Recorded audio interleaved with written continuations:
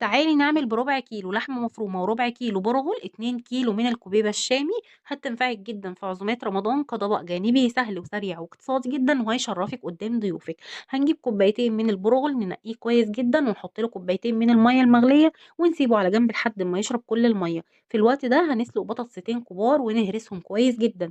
بعد ما البرغل يشرب كل المَيّة هننزل بيه على البطاطس وهنحط ملح وفلفل وتوابل لحمة وشوية بابريكا عشان تدّينا لون حلو.